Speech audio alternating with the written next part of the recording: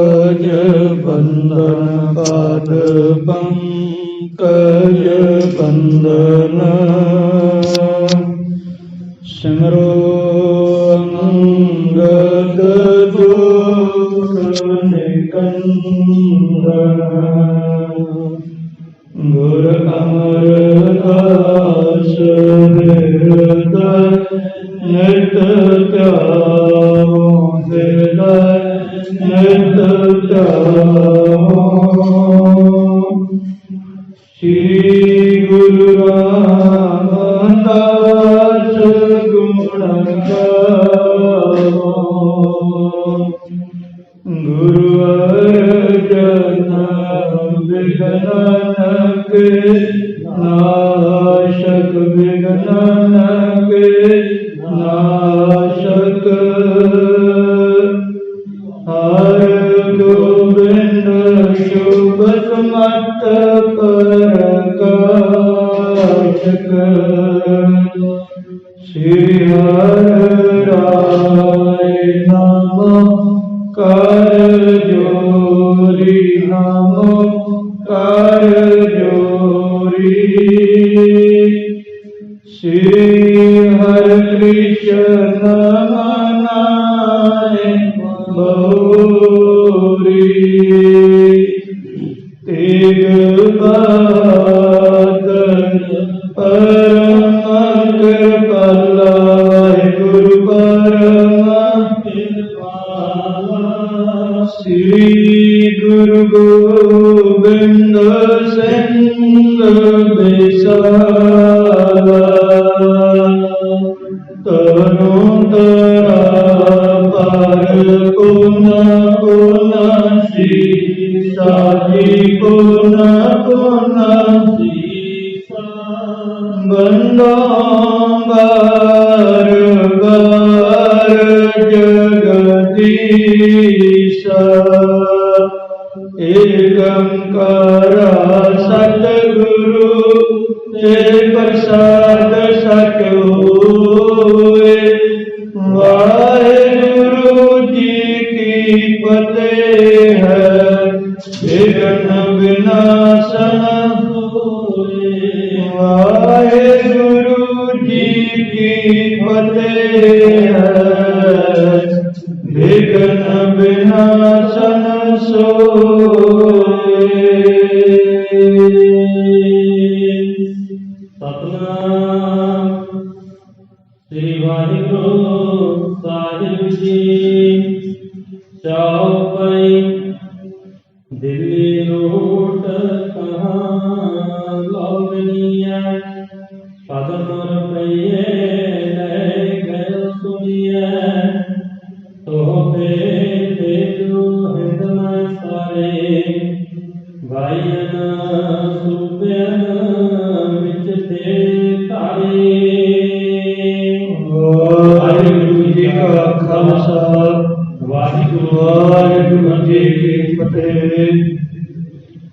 परम सम्मानयोग सत्कारयोग गुरु का खास रूप गुरु खालसा साध संगत जीओ तनता दे पात्र हो वड्डिया भागां वाले हो महापुरख बाबा अजापाल सिंह साहब जियां दे पावन पवित्र तप अस्थानां विखे महापुरखां दे इतिहासिक स्थान गुरुद्वारा घोड़ियां वाला विखे नतमस्तक हो करके संध्या वेले दे सुंदर सचखंड दीवानां दे विच गुरु पंथ खालसे दे इतिहास की कथा नूं आप सरबत माई भाई बड़ी श्रद्धा भावना अदब ते सत्कार सहज सरवण करते आ रहे हो। भाई साहब भाई मनी सिंह जी की शहीदी हुई है। लाहौर के तखत के उत्ते नवा सूबेदार बैठा जिसका नाम है जकरिया खान जिसनों खान बहादुर की उपाधि मिली हुई सी। गुरु का पंथ खालसा जकरिया खान खानों आखदा है। ये जकरिया खान जदों दा लाहौर की गद्दी ते बैठा सूबेदार बनया ਇਸਨੇ ਸਿੱਖਾਂ ਦੇ ਉੱਤੇ ਸਭ ਤੋਂ ਵੱਧ ਜ਼ੋਰ ਪਾਉਣਾ, ਦੁੱਖ ਦੇਣਾ ਸ਼ੁਰੂ ਕੀਤਾ ਹੈ। ਐਲਾਨ ਕਰ ਦਿੱਤਾ ਜ਼ਕਰੀਆ ਖਾਨ ਨੇ ਕਿ ਕੇਸਨ ਵਾਲੇ ਜੋ ਨਰ ਹੋਈ, ਬਾਲ ਬਿਰਧ ਲੱਭ ਛੱਡੋ ਨਾ ਕੋਈ। ਵੀ ਪੰਜਾਬ ਦੀ ਧਰਤੀ ਦੇ ਉੱਤੇ ਜਿਹੜਾ ਕੋਈ ਕੇਸਾਂ ਵਾਲਾ ਦਿਖਾਈ ਦਿੰਦਾ ਹੈ, ਜਿਸ ਦੇ ਸਿਰ ਦੇ ਉੱਤੇ ਕੇਸ ਨੇ, ਚਾਹੇ ਉਹ ਬੱਚਾ ਹੈ, ਚਾਹੇ ਬੁੱਢਾ ਬਜ਼ੁਰਗ, ਕਿਸੇ ਨੂੰ ਵੀ ਜਿਉਂਦਾ ਨਹੀਂ ਛੱਡਣਾ, ਮਾਰ ਦਿਓ ਸਾਰਿਆਂ ਨੂੰ। ਤੇ ਪੰਜਾਬ ਦੇ ਪਿੰਡਾਂ ਦੇ ਵਿੱਚੋਂ, ਗਲੀ ਗਲੀ ਦੇ ਵਿੱਚੋਂ ਲੱਭ ਕੇ ਸਿੱਖਾਂ ਨੂੰ ਫੜਿਆ ਜਾਣ ਲੱਗਾ। ਫੜ ਕੇ ਲਾਹੌਰ ਪਹੁੰਚਾਇਆ ਜਾਂਦਾ, ਨਖਾਸ ਚੌਂਕ ਦੇ ਵਿੱਚ, ਜਿਹੜਾ ਅੱਜ ਵੀ ਉੱਥੇ ਮੌਜੂਦ ਆ ਲਾਹੌਰ ਵਿੱਚ। ਉੱਥੇ ਲਿਜਾ ਕੇ ਵੱਖੋ ਵੱਖਰੇ ਤਰੀਕਿਆਂ ਦੇ ਨਾਲ ਗੁਰੂ ਕੇ ਸਿੱਖਾਂ ਨੂੰ ਸਜ਼ਾਵਾਂ ਦਿੱਤੀਆਂ ਜਾਂਦੀਆਂ।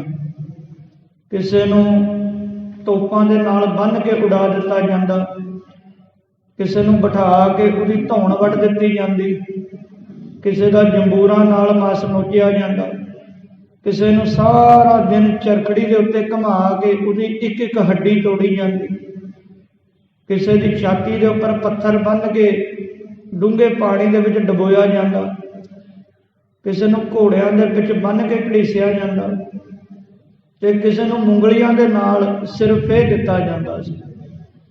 ਇਸ ਪ੍ਰਕਾਰ ਹਕੂਮਤ ਨੇ ਹਰੇਕ ਉਹ ਤਰੀਕਾ ਵਰਤਿਆ ਜਿਸ ਤਰੀਕੇ ਦੇ ਨਾਲ ਗੁਰੂ ਕੇ ਸਿੱਖਾਂ ਦੇ ਉੱਪਰ ਜ਼ੁਲਮ ਕੀਤਾ ਜਾਵੇ, ਇਹਨਾਂ ਨੂੰ ਵੱਧ ਤੋਂ ਵੱਧ ਸਜ਼ਾ ਮਿਲੇ।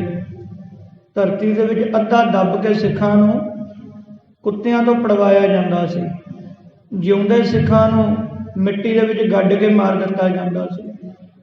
ਹੁਣ ਕਹਿੰਦੇ ਜਦੋਂ ਇੰਨਾ ਜ਼ੁਲਮ ਪੰਜਾਬ ਦੀ ਧਰਤੀ ਤੇ ਹੋਇਆ, ਉਸ ਵੇਲੇ ਗੁਰੂ ਕੇ ਸਿੱਖਾਂ ਦੀ ਪੁਕਾਰ ਪਹੁੰਚੀ ਦਰਗਾਹ ਦੇ ਵਿੱਚ, ਪਰਮੇਸ਼ਰ ਦੀ ਅਦਾਲਤ ਦੇ ਵਿੱਚ, ਗੁਰੂ ਨਾਨਕ ਮਹਾਰਾਜ ਜੀ ਦੇ ਦਰ ਤੇ। ਤੇ ਉਹ ਦਰਗਾਹ ਦੇ ਵਿੱਚ ਅਰਦਾਸ ਕੀਤੀ ਹੋਈ ਕਬੂਲ ਹੋਈ, ਤੇ ਮਹਾਰਾਜ ਨੇ ਹੁਣ ਇਹਨਾਂ ਤੁਰਕਾਂ ਨੂੰ ਮਾਰਨ ਦੇ ਲਈ ਕਾਬਲ ਕੰਧਾਰ ਤੋਂ ਇੱਕ ਪਠਾਨ ਭੇਜਿਆ ਹੈ। ਮਹਾਰਾਜ ਆਖਦੇ ਨਾ, ਤੁਰਕ ਪਠਾਣਾ ਭਈ ਲੜਾਈ, ਰਣ ਮੈਂ ਤੇਗ ਵਗਾਈ। ਤੁਰਕਾਂ ਦਾ ਤੇ ਪਠਾਣਾਂ ਦਾ ਇਹ ਸਦਾ ਤੋਂ ਜੰਗ ਚੱਲਦਾ ਆ ਰਿਹਾ ਹੈ। ਕਲਗੀਧਰ ਮਹਾਰਾਜ ਜੀ ਨੇ ਵੀ ਬਚਨ ਕੀਤਾ ਸੋ ਸਾਖੀ ਦੇ ਵਿੱਚ ਕਿ ਕਾਬਲ ਤੇ ਕੁੱਤਾ ਮੰਗਵਾऊं, ਇਨਕਾ ਉਨ ਤੇ ਨਾਸ਼ ਕਰਾऊं।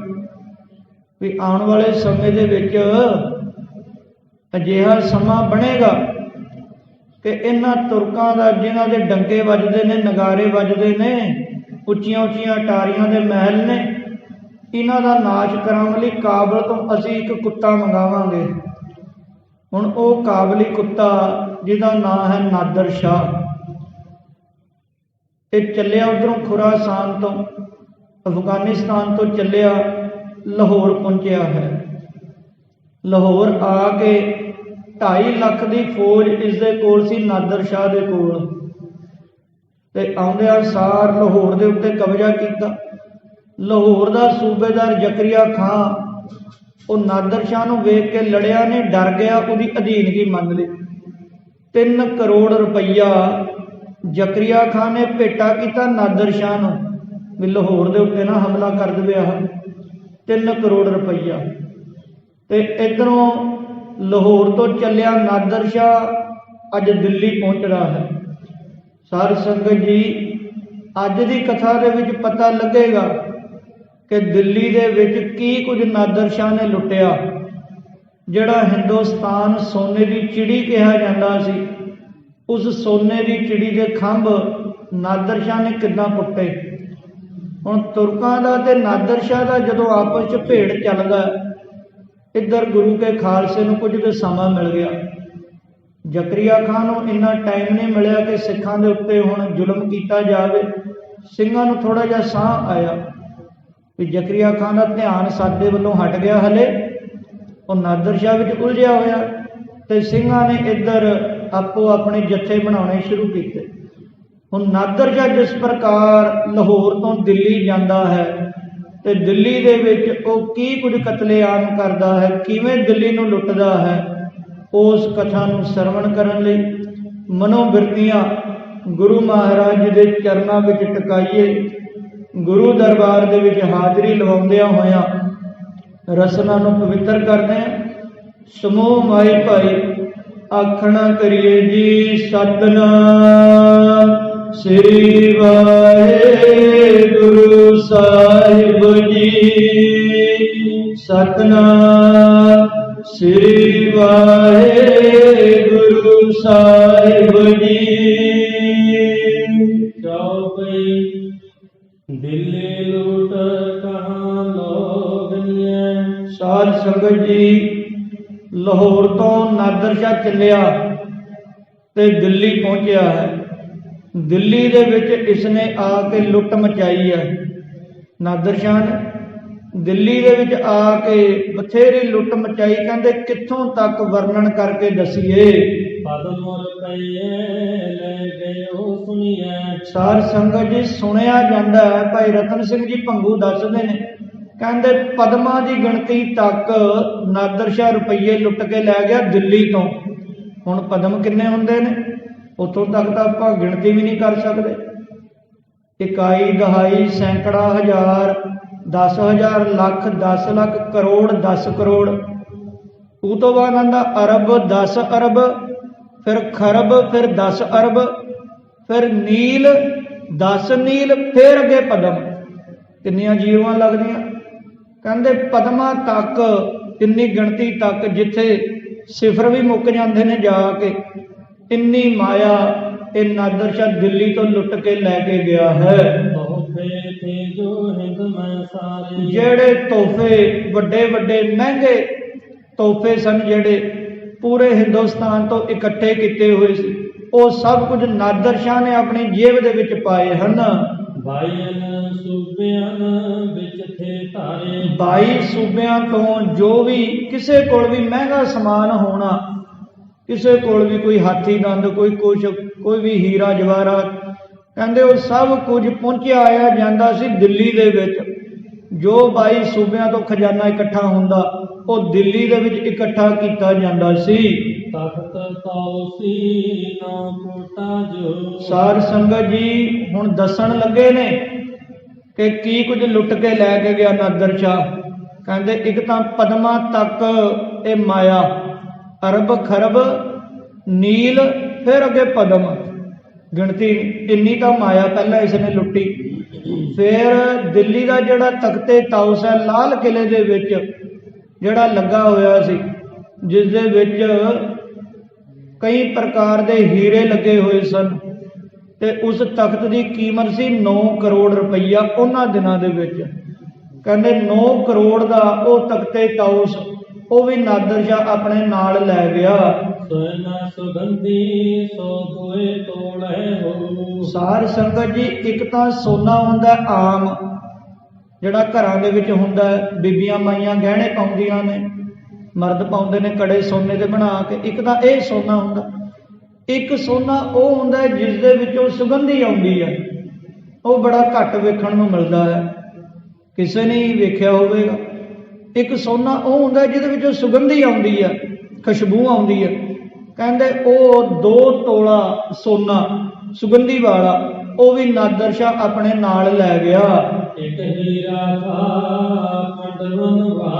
ਸਾਧ ਸੰਗਤ ਜੀ, ਫੇਰ ਇੱਕ ਹੀਰਾ ਜਿਹੜਾ ਪਾਂਡਵਾਂ ਦੇ ਕੋਲ ਸੀ। ਕਿਹੜਾ ਹੀਰਾ? ਕੋਹਿਨੂਰ ਹੀਰਾ। ਉਹ ਕੋਹਿਨੂਰ ਹੀਰਾ ਪਹਿਲਾਂ ਪਾਂਡਵਾਂ ਦੇ ਕੋਲ ਸੀ। ਪਾਂਡਵਾਂ ਤੋਂ ਚੱਲਦਾ ਚੱਲਦਾ ਮੁਗਲਾਂ ਦੇ ਕੋਲ ਆਇਆ। ਮੁਗਲਾਂ ਤੋਂ ਚੱਲਦਾ ਫਿਰ ਮਹਾਰਾਜਾ ਰਣਜੀਤ ਸਿੰਘ ਦੇ ਕੋਲ ਆਇਆ। ਜੋ ਮਹਾਰਾਜਾ ਸਾਹਿਬ ਆਪਣੇ ਡੋਲੇ ਨਾਲ ਬੰਨਿਆ ਕਰਦੇ ਸੀ, ਉਹ ਕੋਹਿਨੂਰ ਹੀਰਾ। ਤੇ ਹੁਣ ਉਹ ਇੰਗਲੈਂਡ ਦੇ ਵਿੱਚ ਮਹਾਰਾਣੀ ਦੇ ਤਾਜ ਦੇ ਉੱਤੇ ਫਿੱਟ ਕੀਤਾ ਹੋਇਆ ਉਹ ਹੀਰਾ, ਜਿਹੜਾ ਪਾਂਡਵਾਂ ਤੋਂ ਚੱਲਿਆ ਆ ਰਿਹਾ ਸੀ, ਕੋਹਿਨੂਰ ਹੀਰਾ, ਉਹ ਵੀ ਨਾਦਰ ਸ਼ਾਹ ਆਪਣੇ ਨਾਲ ਲੈ ਗਿਆ। ਤੇ 2 ਲਾਲ ਬੜੇ ਕੀਮਤੀ, ਕਈ ਪ੍ਰਕਾਰ 9 ਪ੍ਰਕਾਰ ਦੇ ਰਤਨ ਹੁੰਦੇ ਨੇ, ਹੀਰੇ, ਜਵਾਹਰਾਤ, ਸਬਜ, ਪੰਨਾ, ਪੁਖਰਾਜ, ਤੇ ਇਸੇ ਤਰ੍ਹਾਂ ਹੁੰਦਾ ਲਾਲ। ਕਹਿੰਦੇ 2 ਲਾਲ ਸੀ ਬੜੇ ਕੀਮਤੀ, ਉਹ ਵੀ ਨਾਦਰ ਸ਼ਾਹ ਨਾਲ ਲੈ ਗਿਆ। ਸਾਧ ਸੰਗਤ ਜੀ, ਤੇ ਜਿਹੜੇ ਲਾਲ ਸੀ ਨਾ, ਦੋ ਬੜੇ ਕੀਮਤੀ ਲਾਲ ਰੰਗ ਦੀ ਭਾ ਮਾਰਦੇ ਸੀ। ਤੇ ਕਹਿੰਦੇ ਰਾਤ ਨੂੰ ਜਿਹੜਾ ਦਿੱਲੀ ਦਾ ਬਾਦਸ਼ਾਹ ਸੀ, ਉਹ ਰਾਤ ਨੂੰ ਉਸ ਲਾਲਾਂ ਦੀ ਰੋਸ਼ਨੀ ਦੇ ਵਿੱਚ ਕੁਰਾਨ ਸ਼ਰੀਫ ਪੜ੍ਹਿਆ ਕਰਦਾ ਸੀ। ਇੰਨੀ ਜ਼ਿਆਦਾ ਰੋਸ਼ਨੀ ਸੀ, ਕਿਉਂਕਿ ਉਸ ਵੇਲੇ ਲਾਈਟਾਂ ਤਾਂ ਹੁੰਦੀਆਂ ਨਹੀਂ ਸੀ ਤੇ ਮਸ਼ਾਲਾਂ ਜਗਾਉਣ ਦੀ ਲੋੜ ਨਹੀਂ ਸੀ ਪੈਂਦੀ। ਜਦੋਂ ਡੱਬੀ ਦੇ ਵਿੱਚੋਂ ਲਾਲ ਕੱਢਿਆ ਜਾਵੇ ਤੇ ਇੰਨੀ ਉਹਦੀ ਰੋਸ਼ਨੀ ਸੀ, ਉਸ ਲਾਲ ਦੀ ਰੋਸ਼ਨੀ ਦੇ ਵਿੱਚ ਰਾਤ ਨੂੰ ਬਾਦਸ਼ਾਹ ਕੁਰਾਨ ਸ਼ਰੀਫ ਪੜ੍ਹਿਆ ਕਰਦਾ ਸੀ। ਹੈ ਚਰਚਾ ਜਹ ਮਦ ਜਹਾਨ। ਕਹਿੰਦੇ ਇਹਨਾਂ ਲਾਲਾਂ ਦੀ ਚਰਚਾ ਪੂਰੇ ਜਹਾਨ ਦੇ ਵਿੱਚ ਹੈ ਕਿ ਦਿੱਲੀ ਦੇ ਬਾਦਸ਼ਾਹ ਦੇ ਕੋਲ ਇਹ ਅਜਿਹੇ ਲਾਲ ਸੀ ਜਿਨ੍ਹਾਂ ਦੀ ਰੋਸ਼ਨੀ ਦੇ ਵਿੱਚ ਬਾਦਸ਼ਾਹ ਔਰੰਗਜ਼ੇਬ ਵੀ ਕੁਰਾਨ ਸ਼ਰੀਫ ਪੜ੍ਹਿਆ ਕਰਦਾ ਸੀ ਰਾਤ ਨੂੰ। ਸਾਹਿਬਪੁਰ ਕੋ ਮੱਛੀ ਕਹੈ। ਹੁਣ ਸਾਧ ਸੰਗਤ ਜੀ, ਫਿਰ ਦਿੱਲੀ ਦੇ ਵਿੱਚ ਇੱਕ ਸ਼ਾਹਨਪੂਰ ਦੀ ਮੱਛੀ ਸੀ। ਮੱਛੀਆਂ ਕਈ ਪ੍ਰਕਾਰ ਦੀਆਂ ਹੁੰਦੀਆਂ। ਕਹਿੰਦੇ ਇੱਕ ਬਾਦਸ਼ਾਹ ਦੇ ਦਰਬਾਰ ਦੇ ਵਿੱਚ ਨਾ ਇੱਕ ਮੱਛੀ ਸੀ ਜਿਹਨੂੰ ਸ਼ਾਹਨਪੂਰ, ਉਹਦੀ ਨਸਲ ਸੀ, ਉਹਨੂੰ ਆਖਿਆ ਜਾਂਦਾ ਸੀ। ਤੇ ਸ਼ਾਹਨਪੂਰ ਦੀ ਮੱਛੀ ਉਸਨੂੰ ਇਵੇਂ ਪਾਣੀ ਵਿੱਚ ਪਾ ਕੇ ਆਪਣੇ ਕਮਰੇ ਦੇ ਵਿੱਚ ਹੀ ਬਾਦਸ਼ਾਹ ਨੇ ਰੱਖਿਆ ਹੋਣਾ। ਕਹਿੰਦੇ ਇਹ ਇੱਕ ਮੱਛੀ ਸੀ ਸ਼ਾਹਨਪੂਰ ਦੀ। ਲਾਏ ਕਰਦ ਜਿਸ ਮਾਸ ਸੁਖ ਹੈ। ਸਾਧ ਸੰਗਤ ਜੀ, ਹੁਣ ਇਹ ਮੱਛੀ ਦੀ ਕੀ ਖਾਸੀਅਤ ਸੀ? ਕਹਿੰਦੇ ਬਾਦਸ਼ਾਹ ਨੂੰ ਜਦੋਂ ਲੋੜ ਹੁੰਦੀ ਮਾਸ ਖਾਣ ਦੀ, ਉਹ ਸ਼ਾਹਨਪੂਰ ਦੀ ਮੱਛੀ ਨੂੰ ਕਰਦ ਦੇ ਨਾਲ ਥੋੜਾ ਜਿਹਾ ਉਹਦਾ ਮਾਸ ਕੱਟ ਲੈਂਦਾ। ਮਾਸ ਕੱਟ ਕੇ ਜਿੰਨਾ ਕੁ ਲੋੜ, ਕਿਲੋ ਅੱਧਾ ਕਿਲੋ ਉਹਦਾ ਮਾਸ ਕੱਟ ਕੇ ਤੇ ਉਹ ਮਾਸ ਬਾਦਸ਼ਾਹ ਖਾ ਲੈਂਦਾ ਸੀ। ਮੋਤੀ ਅੰਡੇ ਮੁਰਗ ਸਮਾਨ। ਤੇ ਸਾਧ ਸੰਗਤ ਜੀ, ਰਾਤ ਨੂੰ ਉਹਦਾ ਮਾਸ ਕੱਟਦੇ ਮੱਛੀ ਦਾ, ਤੇ ਸਵੇਰ ਵੇਲੇ ਜਿੰਨਾ ਮਾਸ ਕੱਟਿਆ ਜਾਂਦਾ ਉਤਨਾ ਹੀ ਮਾਸ ਹੋਰ ਹੋ ਜਾਂਦਾ। ਇਹ ਉਸ ਮੱਛੀ ਦੀ ਖਾਸੀਅਤ ਸੀ ਸ਼ਾਹਨਪੂਰ ਦੀ। ਕਹਿੰਦੇ ਬਾਦਸ਼ਾਹ ਦੇ ਕੋਲ ਸੀ, ਰੋਜ਼ ਬਾਦਸ਼ਾਹ ਕਰਦਾ ਇਦਾਂ, ਮੱਛੀ ਦਾ ਮਾਸ ਕੱਟ ਲੈਣਾ ਰਾਤ ਨੂੰ ਤੇ ਸਵੇਰ ਵੇਲੇ ਉਨਾ ਹੀ ਮਾਸ ਉਹਦੇ ਤੇ ਹੋ ਜਾਂਦਾ ਸੀ। ਇਹ ਮੱਛੀ ਦੇ ਵਿੱਚ ਖਾਸੀਅਤ ਸੀ। ਤੇ ਫਿਰ ਕਹਿੰਦੇ ਇੱਕ ਮੋਤੀ ਦੇ ਆਂਡੇ ਦਾ, ਇੱਕ ਮੋਤੀ ਸੀ ਬੜਾ ਵੱਡਾ ਮੁਰਗ ਦੇ ਆਂਡੇ ਦਾ, ਮੁਰਗਾਬੀ ਦੇ ਆਂਡੇ ਦੇ ਸਮਾਨ ਇੱਕ ਮੋਤੀ ਸੀ ਜਿਹਦੀ ਸ਼ਕਲ ਆਂਡੇ ਵਰਗੀ ਸੀ। 64 ਰੱਤੀ ਤੋਲ ਪਛਾਨ। ਸਾਧ ਸੰਗਤ ਜੀ, ਉਹਦਾ ਵਜਨ ਸੀ 64 ਰੱਤੀ, 64 ਰੱਤੀਆਂ ਉਹਦਾ ਵਜਨ ਸੀ ਉਸ ਮੋਤੀ ਦਾ। ਤੇ ਇਹ ਵੀ ਇਤਿਹਾਸਕਾਰ ਦੱਸਦੇ ਨੇ ਇਹ ਮੋਤੀ 7ਵੇਂ ਪਾਤਸ਼ਾਹ ਮਹਾਰਾਜ ਨੇ ਭੇਟਾ ਕੀਤਾ ਸੀ। 7ਵੇਂ ਪਾਤਸ਼ਾਹ ਮਹਾਰਾਜ ਨੇ ਦਿੱਤਾ ਸੀ ਇਹ ਮੋਤੀ, ਜਿਹਦਾ ਵਜਨ 64 ਰੱਤੀ ਤੇ ਮੁਰਗ ਦੇ ਆਂਡੇ ਦੇ ਸਮਾਨ ਸੀ। ਜਦੋਂ ਆਪ ਜੀ ਨੇ ਕਥਾ ਪਿੱਛੇ ਸਰਵਣ ਕੀਤੀ ਕਿ ਔਰੰਗਜ਼ੇਬ ਨੇ ਆਪਣੇ ਭਰਾ ਨੂੰ ਚੋਲਾਂ ਦੇ ਵਿੱਚ ਸ਼ੇਰ ਦੀ ਮੁੱਛ ਦਾ ਵਾਲ ਕੱਟ ਕੇ ਦੇ ਦਿੱਤਾ ਸੀ, ਖਵਾ ਦਿੱਤਾ। ਹੁਣ ਸ਼ੇਰ ਦੀ ਮੁੱਛ ਦਾ ਵਾਲ ਉਹ ਗਲਦਾ ਨਹੀਂ, ਉਹ ਜਿੱਥੇ ਵੀ ਜਾਂਦਾ ਅੰਤੜੀ ਦੇ ਵਿੱਚ ਉੱਥੇ ਹੀ ਚੁਭੀ ਜਾਂਦਾ ਤੇ ਉਹਦੀ ਤਬੀਅਤ ਖਰਾਬ ਹੋ ਗਈ।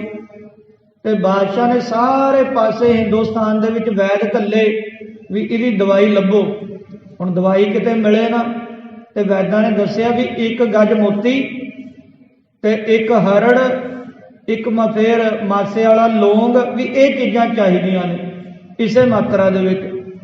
ਤੇ ਕਿਤੇ ਪਾਸੋਂ ਨਹੀਂ ਸੀ ਲੱਭੀਆਂ। ਅੰਤ ਨੂੰ ਇਹ ਸਾਰੀਆਂ ਵਸਤੂਆਂ ਕੀਰਤਪੁਰ ਸਾਹਿਬ ਦੀ ਧਰਤੀ ਦੇ ਉੱਤੇ 7ਵੇਂ ਪਾਤਸ਼ਾਹ ਮਹਾਰਾਜ ਕੋਲ ਲੱਗੀਆਂ, ਧੰਨ ਸ੍ਰੀ ਗੁਰੂ ਹਰਿਰਾਏ ਮਹਾਰਾਜ ਜੀ ਦੇ ਕੋਲ। ਜੋ ਮਹਾਰਾਜ ਜੀ ਨੇ ਬਾਗ ਲਾਇਆ ਸੀ ਨਾ, 9 ਲੱਖਾ ਬਾਗ, ਹੁਣ ਵੀ ਉਹ ਬਾਗ ਵਸਦਾ ਹੈ। ਤੇ ਕਹਿੰਦੇ ਉੱਥੋਂ ਇਹ ਚੀਜ਼ਾਂ ਮਿਲੀਆਂ। ਤੇ ਮੁਰਗ ਦੇ ਆਂਡੇ ਦੇ ਸਮਾਨ ਦਾ ਮੋਤੀ ਇਹ ਵੀ ਨਾਦਰ ਸ਼ਾਹ ਲੁੱਟ ਕੇ ਲੈ ਗਿਆ।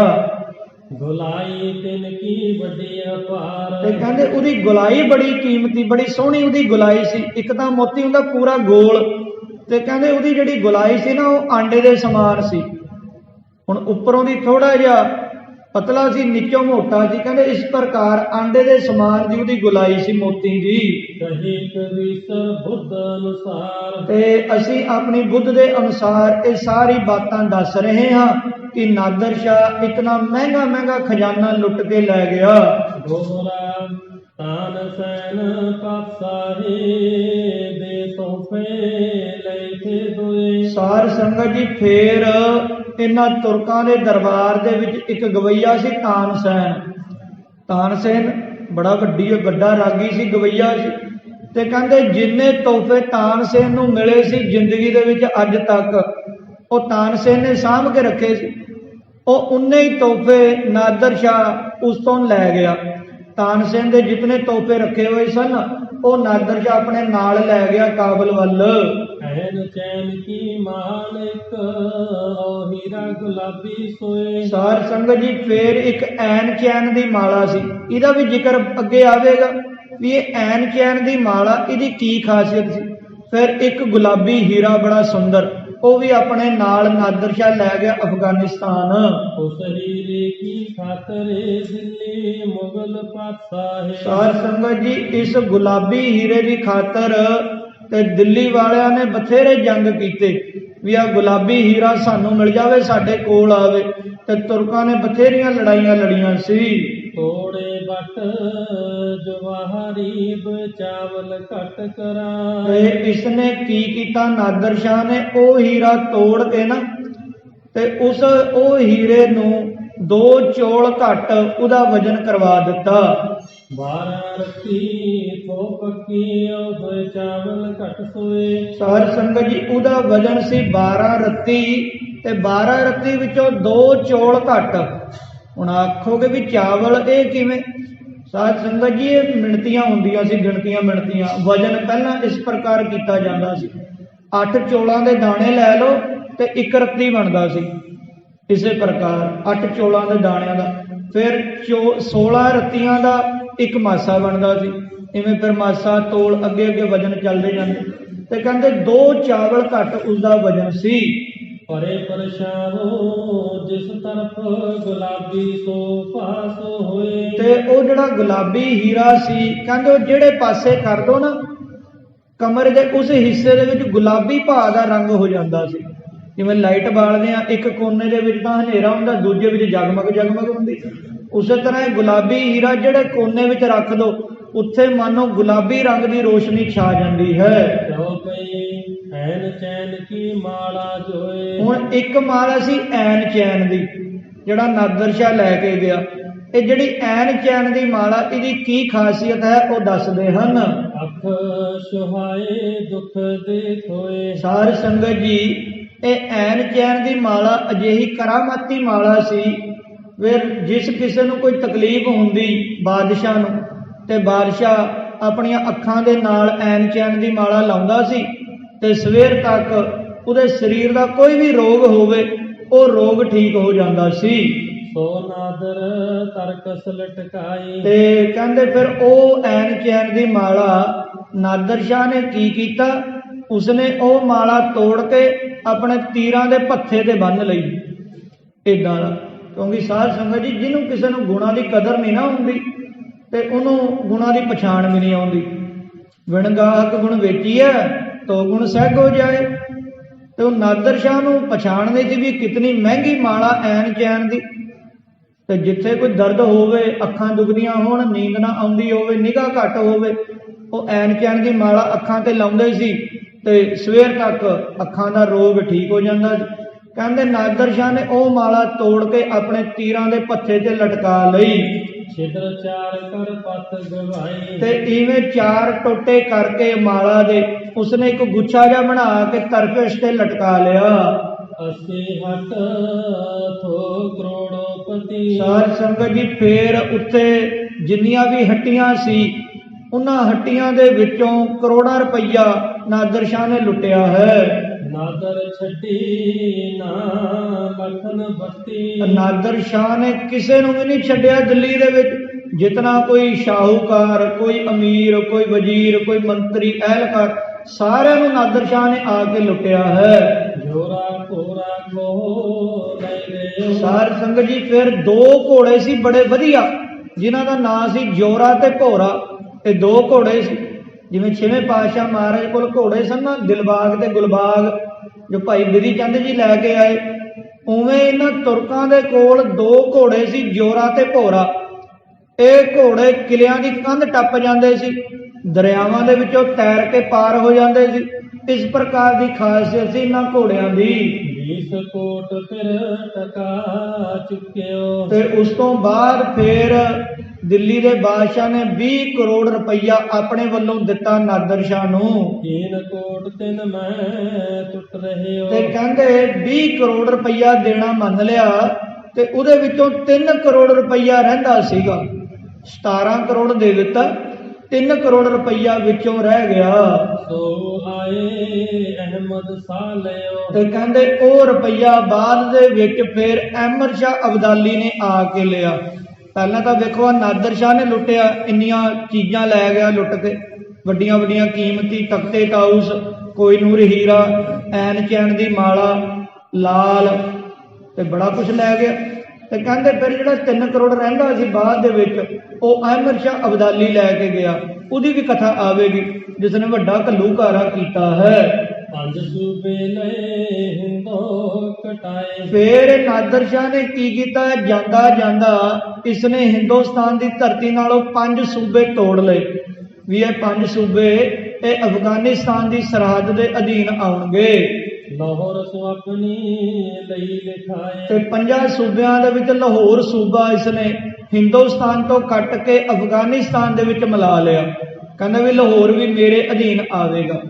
ਹੁਣ ਆਪ ਜੀ ਸੋਚੋਗੇ ਕਿ ਨਾਦਰ ਸ਼ਾਹ ਚੜ ਕੇ ਆਇਆ ਕਾਬਲ ਕੰਧਾਰ ਅਫਗਾਨਿਸਤਾਨ ਤੋਂ ਦਿੱਲੀ ਦੇ ਵਿੱਚ, ਤੇ ਦਿੱਲੀ ਵਾਲਿਆਂ ਨੇ ਰੋਕਿਆ ਨਹੀਂ।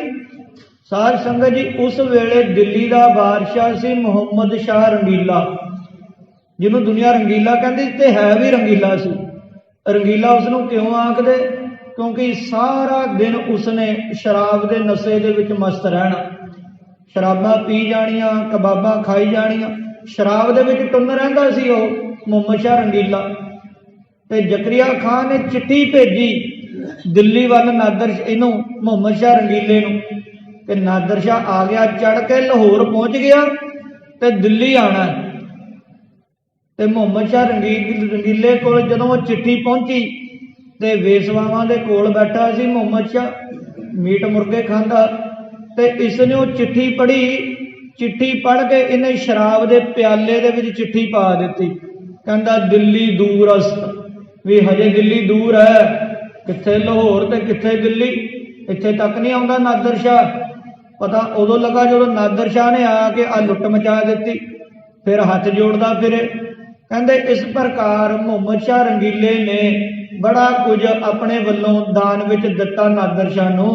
ਦੋਹਰਾ ਔਰ ਦਰਦ ਕੀ ਕਿਆ ਕਹੀਏ, 22 ਸੂਬੇ ਪਾਤਸ਼ਾਹ ਹੈ। ਕਿੱਥੋਂ ਤੱਕ ਵਰਣਨ ਕਰੀਏ, 22 ਸੂਬਿਆਂ ਦੀ ਜਿਤਨੀ ਮਾਇਆ ਸੀ ਉਹ ਨਾਦਰ ਸ਼ਾਹ ਦੇ ਕੋਲ ਆ ਗਈ। ਤਿਨੋਂ ਇਕੱਠੀ ਕੀ ਕਰੀ, ਸੋ ਲੈ ਦਿਓ ਨਾਦਰ ਸਾਹਿਬ। ਕਹਿੰਦੇ ਉਹ 22 ਸੂਬਿਆਂ ਦੀ ਮਾਇਆ, ਜਿੰਨਾ ਮਾਮਲਾ ਹੁੰਦਾ ਸੀ ਦਿੱਲੀ ਇਕੱਠਾ ਹੁੰਦਾ ਸੀ, ਤੇ ਦਿੱਲੀ ਵਾਲਾ ਸੋਚਦਾ ਕਿ ਮੈਂ ਖਰਚਾਂਗਾ, ਪਰ ਕਹਿੰਦੇ ਆ ਕੇ ਕੋਈ ਹੋਰ ਖਰਚ ਗਿਆ। ਆ ਕੇ ਜਿੰਨੀ ਮਾਇਆ ਇਕੱਠੀ ਸੀ ਆਣ ਕੇ ਨਾਦਰ ਸ਼ਾਹ ਲੈ ਗਿਆ। ਜੋ ਮਾਰੇ ਜੰਗ ਮੈਂ ਤਿਨ ਕੋ ਕੌਣ ਸੁਮਾਰ। ਤੇ ਸਾਧ ਸੰਗਤ ਜੀ, ਫੇਰ ਇਹ ਤਾਂ ਸੀ ਲੁੱਟ ਦੀ ਗੱਲ, ਵੀ ਇੰਨੀ ਮਾਇਆ ਇੰਨਾ ਸਾਜੋ ਸਮਾਨ ਨਾਦਰ ਸ਼ਾਹ ਨੇ ਲੁੱਟਿਆ। ਤੇ ਫੇਰ ਲੁੱਟਣ ਤੋਂ ਬਾਅਦ ਉਸਨੇ ਜੋ ਕਤਲੇਆਮ ਕੀਤਾ ਹੈ, ਕਹਿੰਦੇ ਉਹਦੀ ਤਾਂ ਕਿੱਥੋਂ ਤੱਕ ਗਿਣਤੀ ਕਰੀਏ।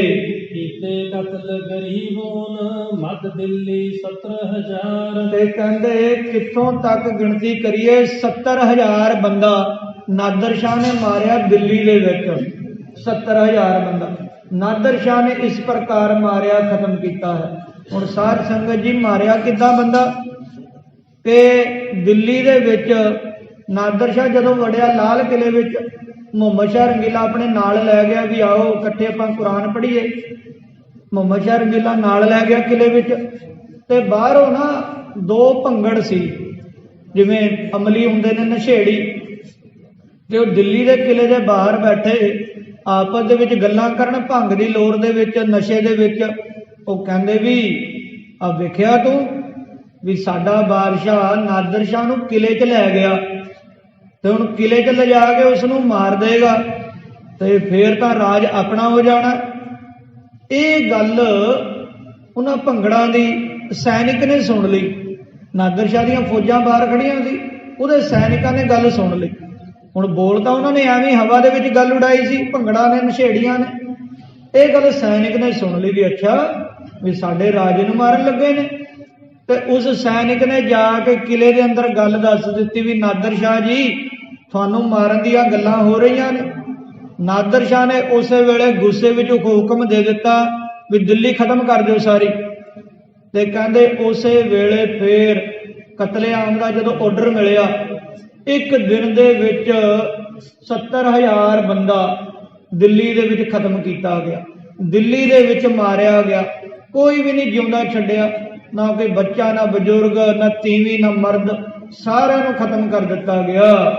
ਚੌਪਈ ਇਮ ਕਰ ਤੁਰਕ ਤੁਰਕਨ ਦਏ ਗਾਲ। ਇਸ ਪ੍ਰਕਾਰ ਪਰਮੇਸ਼ਰ ਦੀ ਹੋਣੀ ਵੇਖੋ ਕਿ ਇਹ ਤੁਰਕ ਵਧੀਕੀਆਂ ਕਰਦੇ ਸੀ ਹਿੰਦੁਸਤਾਨ ਦੇ ਵਿੱਚ। ਜ਼ਕਰੀਆ ਖਾਨ ਵਰਗੇ, ਮੁਹੰਮਦ ਸ਼ਾਹ ਰੰਗੀਲੇ ਵਰਗੇ ਸਿੱਖਾਂ ਦੇ ਉੱਤੇ ਜ਼ੁਲਮ ਕਰਦੇ। ਇਹਨਾਂ ਨੂੰ ਮਾਰਨ ਦੇ ਲਈ ਪਰਮੇਸ਼ਰ ਨੇ ਅਫਗਾਨਿਸਤਾਨ ਤੋਂ ਨਾਦਰ ਸ਼ਾਹ ਚੜਾ ਕੇ ਲਿਆਂਦਾ, ਤੁਰਕਾਂ ਦੇ ਨਾਲ ਹੀ ਗਾਲ ਦਿੱਤਾ। ਮਹਾਰਾਜ ਆਖਦੇ ਗੁਰੂ ਨਾਨਕ ਮਹਾਰਾਜ, ਜੇ ਸਕਤਾ ਸਕਤੇ ਕੋ ਮਾਰੇ ਤਾਂ ਮਨ ਰੋਸ ਨਾ ਹੋਈ। ਕਹਿੰਦੇ ਤਕੜਾ ਬੰਦਾ ਜੇ ਤਕੜੇ ਨੂੰ ਮਾਰਦਾ ਤੇ ਫੇਰ ਭਾਈ ਦੋਸ਼ ਨਹੀਂ ਕਿਸੇ ਨੂੰ ਦੇਣਾ। ਹਾਂ, ਤਕੜਾ ਜੇ ਗਰੀਬ ਦੇ ਮੂੰਹ ਤੇ ਥੱਪੜ ਮਾਰੇ ਫੇਰ ਤਾਂ ਗੱਲ ਬਣਦੀ ਹੈ ਵੀ ਉਹ ਤਾਂ ਗਰੀਬੜਾ ਵਿਚਾਰਾ। ਤਕੜਾ ਬੰਦਾ ਤਕੜੇ ਨਾਲ ਲੜ ਰਿਹਾ, ਫੇਰ ਇਹਦੇ ਵਿੱਚ ਕੋਈ ਦੋਸ਼ ਨਹੀਂ ਹੁੰਦਾ। ਜੋ ਗਲਿਓ ਸੋ ਪਾਠਕ ਨਾਲ। ਜਿਹੜਾ ਵੀ ਅੜਿਆ ਨਾਦਰ ਸ਼ਾਹ ਦੇ ਅੱਗੇ ਉਹੀ ਗਾਲਿਆ ਗਿਆ। ਔਰ ਬਾਤ ਸਾਰੀ ਕਹੂੰ। ਤੇ ਸਾਰ ਸੰਗਤ ਜੀ ਜੇ ਸਾਰੀਆਂ ਗੱਲਾਂ ਦੱਸਣ ਤੇ ਆਈਏ ਵੀ ਨਾਦਰ ਸ਼ਾਹ ਨੇ ਕੀ ਕੁਝ ਉੱਥੇ ਕਤਲੇਆਮ ਕੀਤਾ ਹੈ, ਗ੍ਰੰਥ ਬਦਨ ਤੇ ਚਿੱਤ ਸੰਤੋ। ਤੇ ਫੇਰ ਇਹ ਗ੍ਰੰਥ ਦਾ ਵਿਸਥਾਰ ਬੜਾ ਵੱਧ ਜਾਵੇਗਾ। ਭਾਈ ਰਤਨ ਸਿੰਘ ਜੀ ਭੰਗੂ ਲਿਖਦੇ ਨੇ, ਕਹਿੰਦੇ ਮੈਂ ਨਾਦਰ ਸ਼ਾਹ ਦੀ ਸਾਰੀ ਗੱਲ ਨਹੀਂ ਕਹਿਣੀ, ਮੈਂ ਗੱਲ ਲਿਖਣੀ ਹੈ ਖਾਲਸੇ ਦੀ, ਗੁਰੂ ਕੇ ਪੰਥ ਦੀ। ਤੇ ਨਾਦਰ ਸ਼ਾਹ ਦਾ ਟੂਕ ਮਾਤਰ ਜ਼ਿਕਰ ਇੱਥੇ ਦਿੱਤਾ ਵੀ ਉਹ ਇੰਨਾ ਕੁਝ ਲੁੱਟ ਕੇ ਲੈ ਕੇ ਗਿਆ। ਅੰਤ ਨੂੰ ਮੁਹੰਮਦ ਸ਼ਾਹ ਰੰਗੀਲੇ ਨੇ ਜਦੋਂ ਕਤਲੇਆਮ ਹੋਇਆ ਸੀ ਦਿੱਲੀ ਵਿੱਚ, 70,000 ਬੰਦਾ ਮਾਰਿਆ ਗਿਆ। ਇਹ ਨਾਲੀਆਂ ਦੇ ਵਿੱਚ, ਗਲੀਆਂ ਦੇ ਵਿੱਚ ਵੀ ਖੂਨ ਹੀ ਖੂਨ ਤੁਰਦਾ ਫਿਰਦਾ ਸੀ। ਤੇ ਫਿਰ ਕਹਿੰਦੇ ਵਜ਼ੀਰ ਆ ਗਏ ਦਿੱਲੀ ਦੇ ਅੱਗੇ, ਕਹਿੰਦੇ ਨਾਦਰ ਸ਼ਾਹ ਹੁਣ ਬੱਸ ਕਰ, ਆਪਣੀ ਤਲਵਾਰ ਮਿਆਨ ਵਿੱਚ ਪਾ ਲੈ, ਨਹੀਂ ਤਾਂ ਸਾਨੂੰ ਕਤਲ ਕਰ ਦੇ। ਕਹਿੰਦੇ ਤਾਂ ਜਾ ਕੇ ਕਿਤੇ ਨਾਦਰ ਸ਼ਾਹ ਦਾ ਗੁੱਸਾ ਠੰਡਾ ਹੋਇਆ ਸੀ ਤੇ ਉਸਨੇ ਕਤਲੇਆਮ ਰੁਕਵਾਈ ਸੀ। ਫਿਰ ਇਹ ਮੁਹੰਮਦ ਸ਼ਾਹ ਰੰਗੀਲੇ ਨੇ ਫਿਰ ਆਪਣੀਆਂ ਬੇਟੀਆਂ ਨੂੰ ਉਹਦਾ ਨਿਕਾਹ ਪੜਵਾਇਆ ਨਾਦਰ ਸ਼ਾਹ ਦੇ ਨਾਲ। ਨਾਦਰ ਸ਼ਾਹ ਦੇ ਪੁੱਤਰ ਨੇ ਨਿਕਾਹ ਕੀਤਾ ਮੁਹੰਮਦ ਸ਼ਾਹ ਰੰਗੀਲੇ ਦੀ ਧੀ ਨਾਲ। ਇਸ ਪ੍ਰਕਾਰ ਬਾਕੀ ਵੀ ਹੋਰ ਜਿੰਨੇ ਚਾਚੇ ਤਾਏ ਸਨ ਉਹ ਵੀ ਨਾਦਰ ਸ਼ਾਹ ਨੇ ਸਾਰੇ ਵਿਆਹ ਦਿੱਤੇ ਇਹਨਾਂ ਦਿੱਲੀ ਵਾਲਿਆਂ ਨਾਲ। ਇਵੇਂ ਹਿੰਦੁਸਤਾਨ ਤੋਂ ਕਈ ਕੁਝ ਨਾਦਰ ਸ਼ਾਹ ਲੁੱਟ ਕੇ ਲੈ ਕੇ ਗਿਆ ਹੈ। ਦੋਹਰਾ ਸਿੰਘਨ ਕੀ ਫਰਿਆਦ ਜਬ ਪੁੱਜੀ ਸੱਚੀ ਦਰਗਾਹ। ਸਾਰ ਸੰਗਤ ਜੀ ਇਧਰੋਂ ਖਾਲਸਾ ਅਰਦਾਸਾਂ ਕਰਦਾ ਕਿ ਆਏ ਕਲਗੀਧਰ ਮਹਾਰਾਜ ਸੱਚੇ ਪਾਤਸ਼ਾਹ, ਤੁਹਾਡੇ ਸਿੱਖਾਂ ਦੇ ਉੱਤੇ ਇੰਨਾ ਜ਼ੁਲਮ ਹੋ ਰਿਹਾ। ਭਾਈ ਸਾਹਿਬ ਭਾਈ ਮਨੀ ਸਿੰਘ ਜੀ ਨੂੰ ਬੰਦ ਕੱਟ ਕੇ ਸ਼ਹੀਦ ਕੀਤਾ ਗਿਆ, ਮਹਾਰਾਜ ਕਿਰਪਾ ਕਰਕੇ ਬੋੜੀ ਕਰੋ।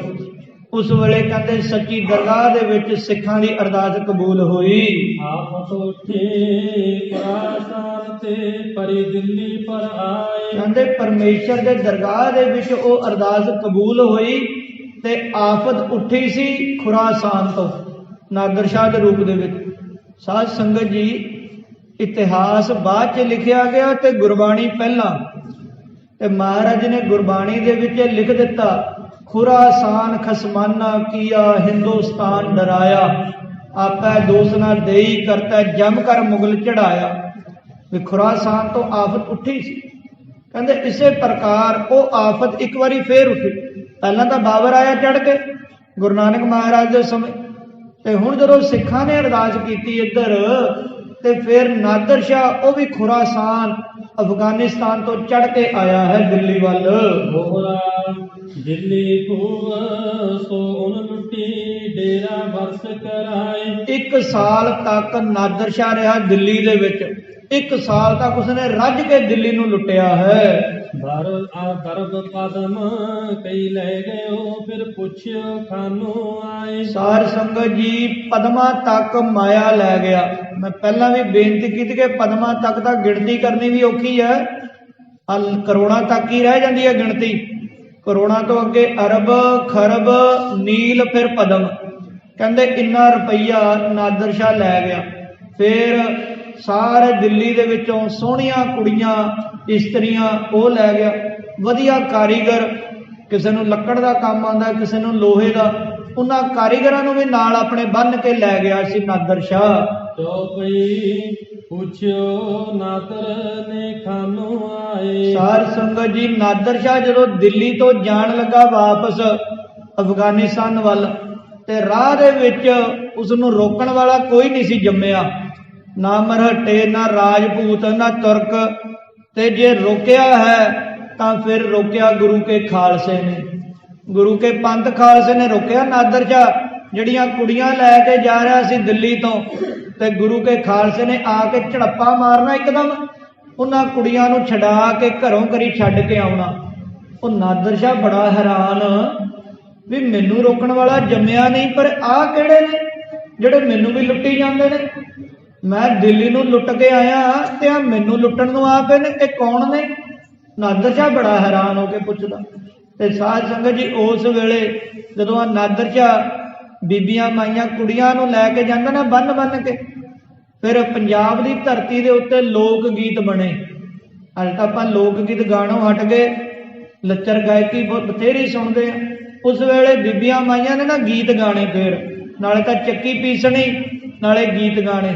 ਛਈ ਬਾਬਾ ਛਈ, ਮੋੜੀ ਬਾਬਾ ਕੱਛ ਵਾਲਿਆ, ਰੰਨ ਬਸਰੇ ਨੂੰ ਗਈ, ਮੋੜੀ ਬਾਬਾ ਡਾਂਗ ਵਾਲਿਆ, ਰੰਨ ਬਸਰੇ ਨੂੰ ਗਈ। ਉਹਨਾਂ ਨੇ ਦੁਹਾਈ ਪਾਣੀ, ਐ ਬਾਬਾ ਕੱਛ ਵਾਲਿਆ, ਐ ਕਛਹਿਰੇ ਵਾਲਿਓ ਸਿੰਘੋ, ਮੋੜੀ ਬਾਬਾ ਡਾਂਗ ਵਾਲਿਆ, ਐ ਸਲੋਤਰ ਵਾਲਿਓ, ਗੁਰੂ ਕੇ ਖਾਲਸਿਓ, ਮੋੜਿਓ ਸਾਡੀਆਂ ਧੀਆਂ ਨੂੰ। ਲੈ ਗਿਆ ਨਾਦਰ ਸ਼ਾਹ ਉਹਨਾਂ ਨੂੰ। ਇਸ ਪ੍ਰਕਾਰ ਗੀਤ ਗਾਉਣੇ ਬੀਬੀਆਂ ਮਾਈਆਂ। ਸੋ ਨਾਦਰ ਸ਼ਾਹ ਉਸ ਨੂੰ ਜਾ ਕੇ ਖਾਲਸੇ ਨੇ ਲੁੱਟਣਾ। ਨਾਦਰ ਸ਼ਾਹ ਬੜਾ ਹੈਰਾਨ। ਉਹ ਜ਼ਕਰੀਆ ਜਦੋਂ ਦਿੱਲੀ ਤੋਂ ਚੱਲਿਆ, ਨਾਦਰ ਸ਼ਾਹ ਲਾਹੌਰ ਆਇਆ। ਲਾਹੌਰ ਆ ਕੇ ਜ਼ਕਰੀਆ ਖਾਨ ਨੂੰ ਪੁੱਛਦਾ ਵੀ ਇਹ ਕੌਣ ਨੇ? ਘੋੜਿਆਂ ਤੇ ਇੱਕਦਮ ਸਰਪਟ ਆਉਂਦੇ ਨੇ ਤੇ ਮੈਨੂੰ ਵੀ ਲੁੱਟ ਕੇ ਲੈ ਜਾਂਦੇ ਨੇ, ਮੇਰਾ ਡਰ ਨਹੀਂ ਮੰਨਦੇ, ਇਹ ਕੌਣ ਨੇ? ਹੁਣ ਜ਼ਕਰੀਆ ਖਾਨ ਹੁਣ ਦੱਸਣ ਲੱਗਾ ਹੈ। ਹਮਕੋ ਲੁੱਟਨਦਾਰ ਬਤਾਏ। ਹਾਂ, ਕਹਿੰਦਾ ਜ਼ਕਰੀਆ ਖਾਨ ਬਹਾਦਰ, ਇਹ ਕੌਣ ਨੇ ਜਿਹੜੇ ਮੈਨੂੰ ਵੀ ਲੁੱਟਣ ਨੂੰ ਆਣ ਪਏ ਨੇ? ਤੂੰ ਜਾਣਦਾ ਇਹਨਾਂ ਨੂੰ? ਇਹਨਾਂ ਦਾ ਕਿਹੜਾ ਪਿੰਡ ਹੈ, ਕਿਹੜਾ ਕਿਲਾ, ਕਿਹੜੀ ਰਿਆਸਤ ਹੈ ਇਹਨਾਂ ਦੀ? ਇਹ ਬੰਦੇ ਕੌਣ ਨੇ? ਜਿਨ ਲੁੱਟ ਖਾਇਓ ਹਮਰੋ ਰਾਹੋ। ਜਿਨ੍ਹਾਂ ਨੇ ਸਾਡਾ ਰਾਹ ਰੋਕਿਆ, ਘੋੜੇ ਭਜਾ ਕੇ ਆਉਂਦੇ ਨੇ, ਇਹ ਲੋਕ ਕੌਣ ਨੇ? ਇਹ ਕਿੱਥੋਂ ਦੇ ਰਹਿਣ ਵਾਲੇ ਹਨ? ਮੁਲਕ ਉਸੇ ਕੀ ਉਡਾ ਦਿਓ ਸਵਾਹੇ। ਨਾਦਰ ਸ਼ਾਹ ਕਹਿੰਦਾ ਮੈਨੂੰ ਉਹਨਾਂ ਦਾ ਪਤਾ ਦੱਸ, ਐਡਰੈਸ ਦੱਸ ਮੈਨੂੰ ਉਹਨਾਂ ਦਾ। ਇਹ ਕਿਹੜੇ ਨੇ ਜਿਹੜੇ ਮੈਨੂੰ ਲੁੱਟ ਕੇ ਆਏ ਨੇ? ਮੈਂ ਉਹਨਾਂ ਦਾ ਮੁਲਕ ਅੱਗ ਲਾ ਕੇ ਫੂਕ ਕੇ ਉਹਨਾਂ ਦੀ ਸਵਾਹ ਹਵਾ ਵਿੱਚ ਉਡਾ ਦੇਵਾਂਗਾ, ਮਿੱਟੀ ਦੇ ਵਿੱਚ ਉਹਨਾਂ ਨੂੰ ਮਿਲਾ ਦੇਵਾਂਗਾ। ਸਾਧ ਸੰਗਤ ਜੀ, ਹੁਣ ਆਪ ਜੀ ਸਰਵਣ ਕਰੋ ਕਿ ਸਿੱਖਾਂ ਬਾਰੇ ਜ਼ਕਰੀਆ ਖਾਨ ਕੀ ਕਹਿੰਦਾ ਹੈ। ਲਾਹੌਰ ਦਾ ਬਾਦਸ਼ਾਹ ਸਿੱਖਾਂ ਬਾਰੇ ਨਾਦਰ ਸ਼ਾਹ ਨੂੰ ਕੀ ਦੱਸਦਾ ਹੈ। ਮੁਲਕ ਉਸੇ ਕੋ ਨਾਹੇ ਨਿਸ਼ਾਨੀ। ਹੁਣ ਜ਼ਕਰੀਆ ਖਾਨ ਦੱਸਦਾ, ਕਹਿੰਦਾ ਨਾਦਰ ਸ਼ਾਹ ਜੀ, ਬਾਦਸ਼ਾਹ ਜੀ, ਸਿੱਖਾਂ ਦਾ ਕੋਈ ਮੁਲਕ ਨਹੀਂ। ਕਹਿੰਦੇ ਉਹ ਕਿਸੇ ਮੁਲਕ ਵਿੱਚ ਨਹੀਂ ਰਹਿੰਦੇ, ਸਿੱਖਾਂ ਦਾ ਕੋਈ ਘਰ ਕਾਟ ਨਹੀਂ ਹੈ। ਖੜੇ ਸੋਵੈ ਉਹ ਚਲਤੇ ਖਾਹੇ। ਆਖੋ ਸਤਨਾਮ ਸ੍ਰੀ ਵਾਹਿਗੁਰੂ ਜੀ। ਸਾਧ ਸੰਗਤ ਜੀ, ਇਹ ਉਸ ਵੇਲੇ ਦਾ ਹਾਲ ਹੈ ਜੋ ਜ਼ਕਰੀਆ ਖਾਨ ਇੱਕ ਦੁਸ਼ਮਣ ਸਿੱਖਾਂ ਬਾਰੇ ਦੱਸ ਰਿਹਾ ਹੈ। ਕਹਿੰਦਾ ਜੀ, ਖੜੇ ਸੋਵੈ ਉਹ ਚਲਤੇ ਖਾਹੇ। ਕਹਿੰਦੇ ਘੋੜਿਆਂ ਦੀ ਕਾਠੀਆਂ ਤੇ ਉੱਥੇ ਬੈਠ ਕੇ ਤੇ ਸੋ ਲੈਂਦੇ ਨੇ, ਦਰਖਤ ਨਾਲ ਢਾਸਣਾ ਲਾ ਕੇ। ਤੇ ਕਹਿੰਦੇ ਚੱਲਦੇ ਖਾ ਲੈਂਦੇ ਨੇ, ਕਿਤੇ ਬੈਠ ਕੇ ਨਹੀਂ ਖਾਂਦੇ, ਸਮਾਂ ਹੀ ਨਹੀਂ ਮਿਲਦਾ ਇਹਨਾਂ ਨੂੰ। ਕਹਿੰਦੇ ਖੜੇ ਹੋ ਕੇ ਸੋ ਲੈਂਦੇ ਨੇ, ਚੱਲਦੇ ਖਾ ਲੈਂਦੇ ਹਨ। ਨਹਿ ਬੈਠੇ ਵੈ ਕਿਤੇ ਗਿਰਾਏ। ਤੇ ਉਹ ਕਿਸੇ ਪਿੰਡ ਵਿੱਚ ਨਹੀਂ ਜਾ ਕੇ ਬੈਠਦੇ, ਕਿਤੇ ਜਾ ਕੇ ਉਹ ਆਰਾਮ ਨਹੀਂ ਕਰਦੇ। ਨੂਨ ਕਿਰਤ ਕੋ ਸਵਾਦ ਨ ਜਾਣੈ। ਐ ਬਾਦਸ਼ਾਹ ਨਾਦਰ ਸ਼ਾਹ, ਉਹਨਾਂ ਨੇ ਤਾਂ ਕਦੇ ਚੰਗਾ ਪਕਵਾਨ ਕਦੇ ਛਕ ਕੇ ਨਹੀਂ ਦੇਖਿਆ। ਉਹਨਾਂ ਨੂੰ ਤਾਂ ਨਾ ਨੂਣ ਦਾ ਸਵਾਦ ਪਤਾ, ਨਾ ਘਿਓ ਦਾ, ਕਿਉਂਕਿ ਜੰਗਲਾਂ ਦੇ ਵਿੱਚ ਕਿਹੜਾ ਉੱਥੇ ਘਿਓ ਲੂਣ ਮਿਲਦਾ ਸੀ। ਜੋ ਕੁਝ ਮਿਲਦੇ ਪੱਤੇ ਪੁੱਤੇ ਸਿੰਘ ਖਾ ਕੇ ਗੁਜ਼ਾਰਾ ਕਰਦੇ। ਕਹਿੰਦੇ ਉਹਨਾਂ ਨੇ ਤਾਂ ਕਦੇ ਨੂਣ ਦਾ ਸਵਾਦ ਨਹੀਂ ਵੇਖਿਆ, ਕਦੇ ਘਿਓ ਨਹੀਂ ਉਹਨਾਂ ਨੇ ਖਾ ਕੇ ਵੇਖਿਆ। ਦੁੱਖ ਦੇਵੈ ਬਾ ਸੁਖ ਮਾਨੈ। ਅਸੀਂ ਉਹਨਾਂ ਨੂੰ ਜਿੰਨਾ ਦੁੱਖ ਦਿੰਦੇ ਆ ਨਾ, ਜਿੰਨਾ ਮਾਰਦੇ ਆ, ਉਹ ਉਨਾ ਹੀ ਸੁੱਖ ਮਨਾਉਂਦੇ ਨੇ, ਉਹ ਉਨਾ ਹੀ ਖੁਸ਼ ਹੁੰਦੇ ਨੇ। ਅੱਗੇ ਕਥਾ ਆਵੇਗੀ ਮੀਰ ਮੰਨੂ ਦੀ, ਜਦੋਂ ਬੀਬੀਆਂ ਨੂੰ ਜੇਲਾਂ ਵਿੱਚ ਸੁੱਟਦਾ ਮੀਰ ਮੰਨੂ, ਬੀਬੀਆਂ ਦੇ ਢਿੱਡ ਦੇ ਉੱਤੇ ਪੱਥਰ ਰੱਖ ਕੇ ਸਵਾ ਸਵਾ ਮਣ ਦਾ ਪੀਸਣਾ ਦਿੰਦਾ ਮੀਰ ਮੰਨੂ, ਤੇ ਬੀਬੀਆਂ ਨੇ ਨਾਲੇ ਤਾਂ ਚੱਕੀ ਪੀਉਣੀ, ਆਪਣੇ ਬੱਚਿਆਂ ਨੂੰ ਗੋਦੀ ਵਿੱਚ ਬਿਠਾ ਕੇ ਨਾਲੇ ਗੀਤ ਗਾਉਣੇ। ਮੰਨੂ ਸਾਡੀ ਦਾਤਰੀ ਅਸੀਂ ਮੰਨੂ ਦੇ ਸੋਏ, ਜਿਉਂ ਜਿਉਂ ਮੰਨੂ ਵੱਢਦਾ ਅਸੀਂ ਦੂਣ ਸਵਾਏ ਹੋਏ। ਕਹਿੰਦੇ ਜੀ ਇਸ ਦਾ ਦੁੱਖ ਦਿੰਦੇ ਆ, ਉਹਨਾਂ ਦਾ ਬੰਦ ਕੱਟਦੇ ਆ, ਤੇ ਇਹ ਸਿੱਖ ਉਹ ਸੁੱਖ ਮਨਾਉਂਦੇ ਹਨ। ਹਾੜ ਨਾ ਦਿਨ ਭਰ ਪੀਵੈ ਪਾਣੀ, ਕਹਿੰਦੇ ਹਾੜ ਜੇਠ ਹਾੜ ਦੇ ਮਹੀਨੇ ਦੇ ਵਿੱਚ ਪੂਰਾ ਦਿਨ ਉਹ ਪਾਣੀ ਨਹੀਂ ਪੀਂਦੇ। ਬੰਦੇ ਦੇ ਕਿੰਨੀ ਪਿਆਸ ਲੱਗਦੀ ਗਰਮੀ ਦੇ ਦਿਨਾਂ ਵਿੱਚ, ਬੁੱਲ ਸੁੱਕਦੇ ਨੇ। ਕਹਿੰਦੇ ਉਹ ਸਿੱਖ ਜੇਠ ਹਾੜ ਦੇ ਦਿਨਾਂ ਵਿੱਚ ਪਾਣੀ ਤੱਕ ਨਹੀਂ ਪੀਂਦੇ। ਜਦੋਂ ਕਹਿੰਦੇ ਠੰਡ ਹੁੰਦੀ ਹੈ, ਪੋਹ ਦੀਆਂ ਰਾਤਾਂ ਆਉਂਦੀਆਂ, ਉਦੋਂ ਫਿਰ ਉਹ ਅੱਗ ਵੀ ਨਹੀਂ ਬਾਲਦੇ। ਇਸ ਪ੍ਰਕਾਰ ਕਹਿੰਦੇ ਉਹਨਾਂ ਨੂੰ ਨਾ ਤਾਂ ਪਾਣੀ ਨਸੀਬ ਹੁੰਦਾ, ਨਾ ਕਿਤੇ ਅੱਗ ਮਿਲਣੀ ਨਸੀਬ ਹੁੰਦੀ ਹੈ। ਉਹਨਾਂ ਨੇ ਤਾਂ ਕਦੇ ਪੀਸਿਆ ਹੋਇਆ ਅਨਾਜ ਨਹੀਂ ਖਾ ਕੇ ਵੇਖਿਆ ਹੁੰਦਾ। ਜੇ ਸਮਾਂ ਕਦੇ ਮਿਲੇ ਤਾਂ ਆਪਣੇ ਪਿੰਡਾਂ ਘਰਾਂ ਵਿੱਚ ਜਾਣ, ਉੱਥੇ ਜਾ ਕੇ ਰੋਟੀਆਂ ਬਣਾ ਕੇ ਖਾਣ। ਕਹਿੰਦੇ ਅਨਾਜ ਪੀਸਣ ਨੂੰ ਨਹੀਂ ਮਿਲਦਾ, ਦਰਖਤਾਂ ਦੀਆਂ ਜੜ੍ਹਾਂ ਖਾ ਕੇ ਗੁਜ਼ਾਰਾ ਪਏ ਕਰਦੇ ਹਨ। ਤੇ ਬੜਾ ਲੜਦੇ ਨੇ, ਲੜਨ ਨੂੰ ਬੜੇ ਤੇਜ਼ ਨੇ। ਇੱਕ ਬੰਦਾ ਹਜ਼ਾਰ ਦੇ ਉੱਪਰ ਟੁੱਟ ਕੇ ਪੈ ਜਾਂਦਾ ਹੈ। ਕਹਿੰਦੇ ਬਾਦਸ਼ਾਹ ਜੀ ਉਹਨਾਂ ਦਾ ਇੱਕ ਬੰਦਾ ਸਾਡੇ 100 ਦੇ ਉੱਤੇ ਭਾਰੀ ਪੈਂਦਾ ਹੈ। 100 ਦੇ ਅੱਗੇ ਆਕੜ ਕੇ ਖੜ ਜਾਂਦਾ ਜੇ ਹੱਥ ਵਿੱਚ ਡੰਡਾ ਵੀ ਹੋਵੇ। ਅੱਗੇ ਕਥਾ ਆਉਣੀ ਆ ਬਾਬਾ ਗਰਜਾ ਤੇ ਬੋਤਾ ਸਿੰਘ ਦੀ, ਜਿਹੜੇ ਡੰਡੇ ਨਾਲ ਹੀ, ਸੋਟੇ ਦੇ ਨਾਲ ਹੀ ਜਿਹੜੇ ਤੁਰਕਾਂ ਉੱਪਰ ਟੁੱਟ ਕੇ ਪੈ ਗਏ ਸਨ। ਕਹਿੰਦੇ ਇੱਕ ਬੰਦਾ, ਉਹਨੇ ਖਾਲਸੇ ਦੇ ਬੋਲੇ ਤਾਂ ਹੀ ਮਹਾਰਾਜ ਜੀ ਨੇ ਆਖਿਆ ਨਾ ਚਮਕੌਰ ਦੀ ਗੜੀ 1.25 ਲੱਖ ਸੇ ਏਕ ਲੜਾਊ। ਇੱਕ ਬੰਦਾ ਸਮਰੱਥ ਬਣਾਇਆ ਮਹਾਰਾਜ ਜੀ ਨੇ, ਤਾਂ ਹੀ ਖਾਲਸਾ। ਜੇ ਇੱਕ ਬੰਦਾ ਆਵੇ, ਪੁੱਛਦੇ ਹੋ ਜੀ ਕਿੰਨੇ ਆਏ ਨੇ, 1.25 ਲੱਖ ਖਾਲਸਾ ਆਇਆ। ਇੱਕ ਨੂੰ 1.25 ਲੱਖ ਬਤਾਉਂਦੇ ਨੇ। ਕਹਿੰਦੇ ਇੱਕ ਬੰਦਾ 100 ਹਜ਼ਾਰ ਦੇ ਉੱਪਰ ਭਾਰੀ ਪੈਂਦਾ ਹੈ। ਬਾਦਸ਼ਾਹ ਨਾਦਰ ਸ਼ਾਹ ਮਰਨ ਤੋਂ ਉਹ ਸਿੱਖ ਬਿਲਕੁਲ ਵੀ ਨਹੀਂ ਡਰਦੇ, ਮਰਨ ਤੋਂ ਰੰਚਕ ਮਾਤਰ ਵੀ ਉਹ ਭੈ ਨਹੀਂ ਖਾਂਦੇ। ਇਸ ਪ੍ਰਕਾਰ ਦੇ ਸਿੱਖ ਨੇ। ਹੁਣ ਸਾਧ ਸੰਗਤ ਜੀ, ਇਹ ਜ਼ਕਰੀਆ ਖਾਂ ਜਿਵੇਂ ਨਾਦਰ ਸ਼ਾਹ ਨੂੰ ਇਹ ਗੱਲਾਂ ਦੱਸਦਾ ਸਿੱਖਾਂ ਬਾਰੇ, ਉਸ ਵੇਲੇ ਨਾਦਰ ਸ਼ਾਹ ਸਿਰ ਹਿਲਾਉਂਦਾ, ਸਿਰ ਹਿਲਾ ਕੇ ਜਿਵੇਂ ਨਾਦਰ ਸ਼ਾਹ ਸਿੱਖਾਂ ਬਾਰੇ ਭਵਿੱਖਬਾਣੀ ਕਰਦਾ ਕਿ ਜ਼ਕਰੀਆ ਖਾਂ ਜੇ ਉਹ ਵਾਕਈ ਅਜਿਹੀ ਕੌਮ ਨੇ, ਫਿਰ ਤੂੰ ਤਿਆਰੀ ਕਰ ਲੈ, ਆਉਣ ਵਾਲੇ ਸਮੇਂ ਦੇ ਵਿੱਚ ਇਹ ਪੱਗਾਂ ਵਾਲੇ ਪੰਜਾਬ ਦੀ ਧਰਤੀ ਦੇ ਮਾਲਕ ਹੋਣਗੇ। ਇਹ ਨਾਦਰ ਸ਼ਾਹ ਭਵਿੱਖਬਾਣੀ ਕਰਕੇ ਗਿਆ ਸੀ। ਤੇ ਸਾਧ ਸੰਗਤ ਜੀ, ਜਿਵੇਂ ਨਾਦਰ ਸ਼ਾਹ ਜ਼ਕਰੀਆ ਖਾਂ ਨੂੰ ਆਖਦਾ ਸਿੱਖਾਂ ਬਾਰੇ, ਤੇ ਜ਼ਕਰੀਆ ਖਾਂ ਕਿਵੇਂ ਸਿੱਖਾਂ ਉੱਤੇ ਜ਼ੁਲਮ ਕਰਦਾ ਹੈ, ਉਹ ਕਥਾ ਆਪਾਂ ਕੱਲ ਦੇ ਪ੍ਰਸੰਗਾਂ ਵਿੱਚ ਸਰਵਣ ਕਰਾਂਗੇ। ਸਾਧ ਸੰਗਤ ਜੀ, ਗੁਰਦੁਆਰਾ ਪ੍ਰਬੰਧ ਵੱਲੋਂ ਬੇਨਤੀ ਹੈ ਕਿ ਜੋ ਇਸ ਮਹੀਨੇ ਦੀ ਸੰਗਰਾਂਦ ਆ ਰਹੀ ਹੈ, ਚੇਤਰ ਦੀ ਸੰਗਰਾਂਦ, ਇਸ ਸੰਗਰਾਂਦ ਨੂੰ ਗੁਰੂ ਕੇ ਸਿੱਖਾਂ ਦਾ ਨਵਾਂ ਸਾਲ, ਨਾਨਕਸ਼ਾਹੀ ਕੈਲੰਡਰ ਮੁਤਾਬਕ ਸਾਡਾ ਨਵਾਂ ਸਾਲ ਪ੍ਰਾਰੰਭ ਹੋਣਾ ਹੈ। ਜਨਵਰੀ ਫਰਵਰੀ ਆਪਾਂ ਸਾਰੇ ਮਨਾਉਂਦੇ ਆ, ਪਰ ਸਾਡੇ ਬੱਚਿਆਂ ਨੂੰ ਇਹ ਨਵੇਂ ਸਾਲ ਦਾ ਪਤਾ ਨਹੀਂ। ਇਸ ਕਰਕੇ ਇਹ ਸ਼੍ਰੋਮਣੀ ਗੁਰਦੁਆਰਾ ਪ੍ਰਬੰਧਕ ਕਮੇਟੀ ਵੱਲੋਂ ਖਾਸ ਤੌਰ ਤੇ ਹਦਾਇਤ ਹੈ ਕਿ ਇਹ ਸੰਗਰਾਂਦ, ਨਵਾਂ ਸਾਲ, ਇਹ ਬੜੀ ਧੂਮ-ਧਾਮ ਨਾਲ ਮਨਾਇਆ ਜਾਵੇ। ਸਾਰੀਆਂ ਸੰਗਤਾਂ ਨੂੰ ਬੇਨਤੀ ਹੈ ਕਿ ਵੱਧ ਚੜ ਕੇ ਭਾਈ ਇਸ ਸੰਗਰਾਂਦ ਨੂੰ, ਨਵੇਂ ਸਾਲ ਦੀ ਆਮਦ ਦੇ ਉੱਤੇ ਗੁਰੂ ਘਰ ਆ ਕੇ ਇੱਥੇ ਮੋਮਬੱਤੀਆਂ ਜਗਾਓ। ਤੇ ਗੁਰਦੁਆਰਾ ਪ੍ਰਬੰਧ ਵੱਲੋਂ ਬੇਨਤੀ ਹੈ ਮਿਸ਼ਟਾਨ ਪ੍ਰਸ਼ਾਦ ਹਾਜ਼ਰ ਕੀਤਾ ਜਾਵੇ ਲੰਗਰਾਂ ਦੇ ਵਿੱਚ, ਤੇ ਵੱਧ ਚੜ ਕੇ ਇਹ ਨਵਾਂ ਸਾਲ ਮਨਾਇਆ ਜਾਵੇ। ਕਿਉਂਕਿ ਜਿਹੜੀਆਂ ਤਰੀਕਾਂ ਨੇ ਨਾ ਗੁਰੂ ਗ੍ਰੰਥ ਸਾਹਿਬ ਮਹਾਰਾਜ ਵਿੱਚ, ਉਹ ਵੀ ਬਿਕਰਮੀ ਕੈਲੰਡਰ ਮੁਤਾਬਕ ਹੈ ਜੋ ਪਹਿਲਾਂ ਆਪਾਂ ਮਨਾਉਂਦੇ। ਈਸਵੀ ਤਾਂ ਹੁਣ ਚੱਲਿਆ ਅੰਗਰੇਜ਼ਾਂ ਦੇ ਸਮੇਂ, ਜੋ ਮਹਾਰਾਜ ਤਰੀਕਾਂ ਨੇ ਆਵਨ 78 ਜਾਨ 97 ਹੋਰ ਪਿਉੜਸੀ ਮਰਦਗਾ ਚੇਲਾ ਸੰਮਤ 17 ਸਹਿਪਾ ਤਾਲ ਮੈਂ ਸਾਵਨ ਸੁਧ ਸਿਤ ਦੀਪ ਨਗਰ ਪਾਵੜਾ ਸੁਭ ਕਰਨ ਜਮਨਾ ਬਹਿ ਸਮੀਪ। ਇਹ ਸਾਰੀਆਂ ਤਰੀਕਾਂ ਨਾਨਕਸ਼ਾਹੀ ਕੈਲੰਡਰ ਮੁਤਾਬਕ ਨੇ। ਤੇ ਉਹ ਸਾਡਾ ਨਵਾਂ ਸਾਲ ਇਸ ਸੰਗਰਾਂਦ ਨੂੰ ਆ ਰਿਹਾ ਹੈ। ਸੋ ਵੱਧ ਚੜ ਕੇ ਭਾਈ ਸਾਰੀਆਂ ਸੰਗਤਾਂ ਨੇ ਮਨਾਉਣਾ ਤੇ ਇਹ ਬੇਨਤੀਆਂ ਕਬੂਲ ਕਰਨੀਆਂ। ਜਿਹੜੀਆਂ ਸੰਗਤਾਂ ਆਤਿਸ਼ਬਾਜ਼ੀ ਕਰ ਸਕਦੀਆਂ ਸ਼ਾਮ ਨੂੰ, ਤੇ ਉਹ ਜ਼ਰੂਰ ਭਾਈ ਉਹ ਆਤਿਸ਼ਬਾਜ਼ੀ ਲੈ ਕੇ ਆਉਣ, ਤਾਂ ਕਿ ਦੁਨੀਆ ਨੂੰ ਪਤਾ ਲੱਗੇ ਕਿ ਸਾਡੇ ਸਿੱਖਾਂ ਦਾ, ਖਾਲਸੇ ਪੰਥ ਦਾ ਇਹ ਨਵਾਂ ਸਾਲ ਹੈ। ਭੁੱਲਾਂ ਚੁੱਕਾਂ ਦੀ ਖਿਮਾ। ਵਾਹਿਗੁਰੂ ਵਾਹਿਗੁਰੂ ਵਾਹਿਗੁਰੂ ਵਾਹਿਗੁਰੂ।